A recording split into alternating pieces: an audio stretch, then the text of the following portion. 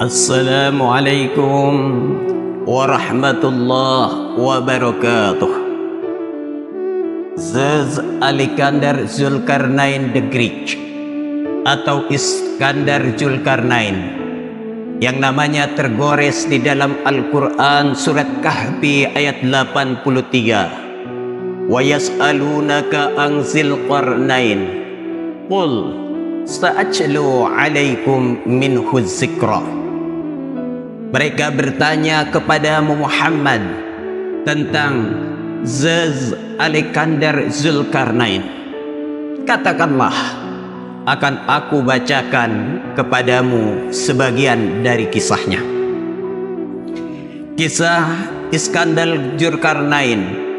Beliau adalah seorang panglima besar yang menoreh, sukses dapat menaklukkan timur dan barat di usia yang masih muda belia.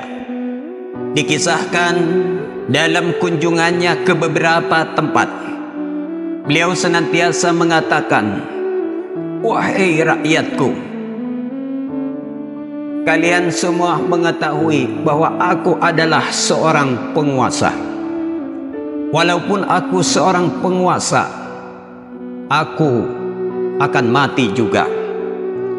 Oleh karena itu, andaikan ada di antara keluarga dan rakyatku yang menangisiku, tolong carikan dua sahabat.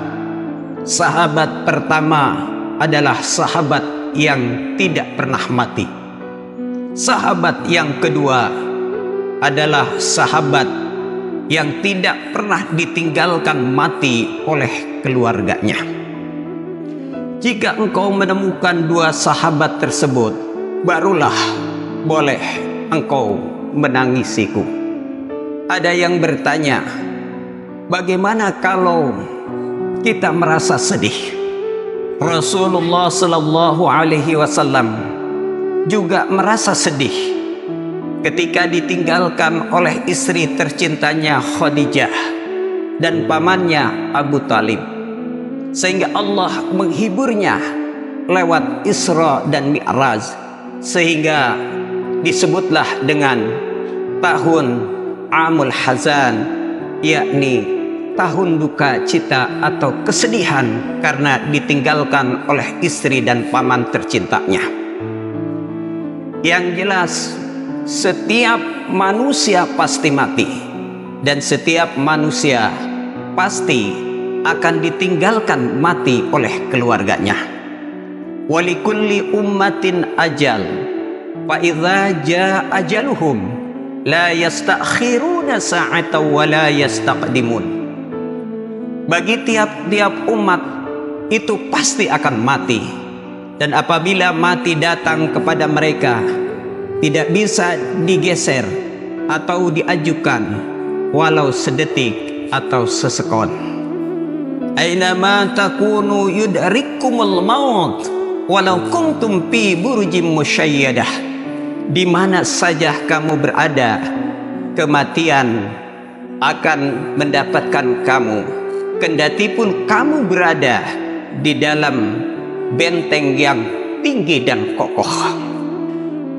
Ada 3 amalan yang dapat menyelamatkan kita setelah kita mati. Rasulullah Sallallahu Alaihi Wasallam bersabda, "Iza mata ibnu adama inqata'a amaluhu illa min salasin." Apabila mati anak Adam, maka terputuslah seluruh amalnya kecuali 3 perkara. Yang pertama, shadaqatin jariyah, sedekah jariyah yang diberikan pada masa hidupnya, digunakan untuk pembangunan masjid atau sekolah. Selama itu dipakai, maka pahalanya akan mengalir terus menerus.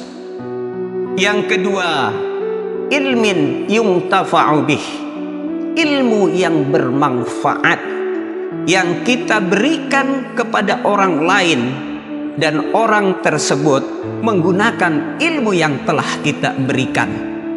Dan selama orang itu menggunakan ilmu yang kita berikan, maka pahalanya akan mengalir terus-menerus. Yang ketiga, waladin solihin yad'ulah, anak yang soleh yang senantiasa mendoakan kepada orang tuanya. Dan doa yang tidak akan terhalang adalah doa anak yang soleh untuk kedua orang tuanya. Ada beberapa amalan yang dapat dilakukan setelah ditinggal kematian orang tua. Yang pertama, mendoakan orang yang meninggal. Tidak ada batasan waktunya.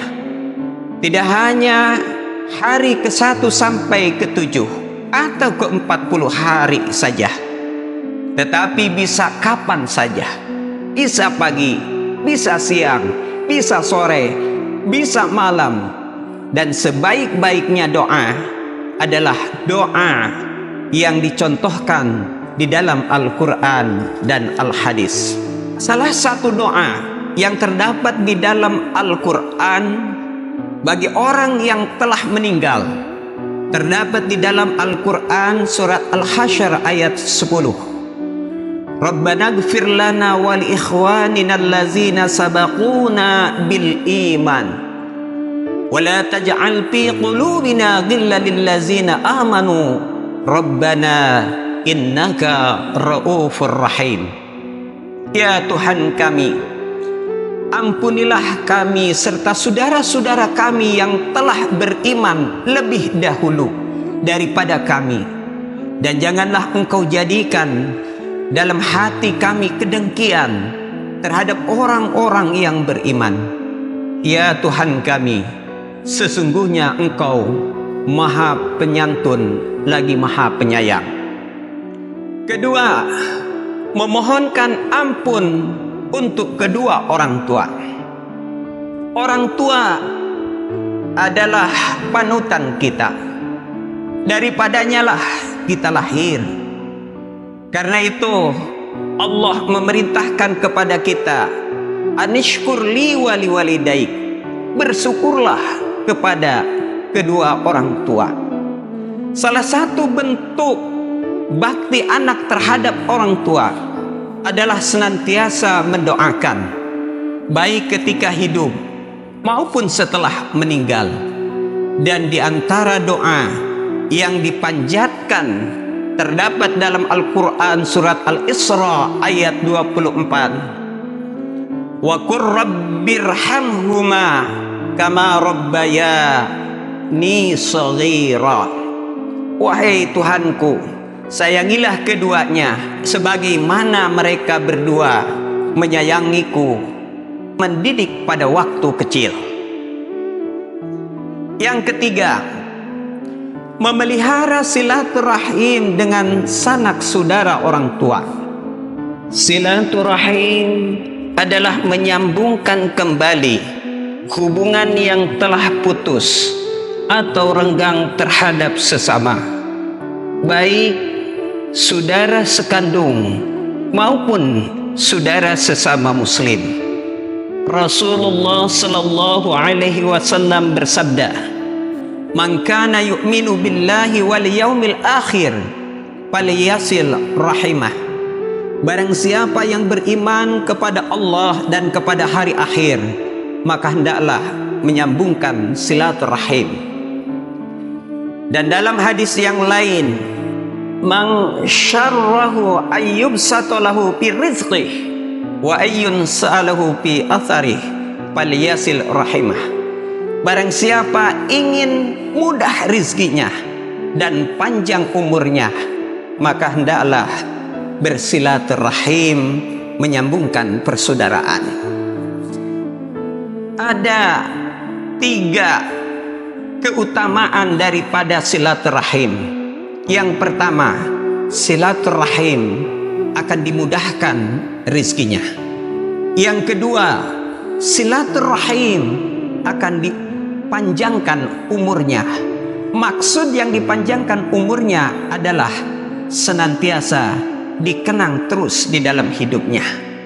Dan yang ketiga, orang yang silaturahim akan diampuni dosa-dosanya. Yang keempat, berbuat baik terhadap teman, sahabat orang tua. Seringkali pertemanan, persahabatan orang tua hanya satu masa ketika orang tua masih hidup. Padahal teman, sahabat orang tua termasuk orang yang paling berjasa dalam kehidupannya ketika di dunia. Kewajiban anak-anaknya menyambung serta berbuat baik kepada teman sahabat orang tua. Rasulullah Sallallahu Alaihi Wasallam bersabda, "Inna abarral birri ayyasillar rajulu ahla udi abih." Sesungguhnya sebaik-baiknya kebaikan adalah seseorang yang mau menyambung tali silaturahim dengan sahabat orang tuanya. Unur-unur dina batu, sairan dina semboja, umur tidak tentu, pangeran Gusti Allah tidak bebeja. Tiada berang, tiada peting, tiada raja, tiada kuring, di mana ajal to sumping, temenang tempo anaki. Wassalamualaikum warahmatullahi wabarakatuh.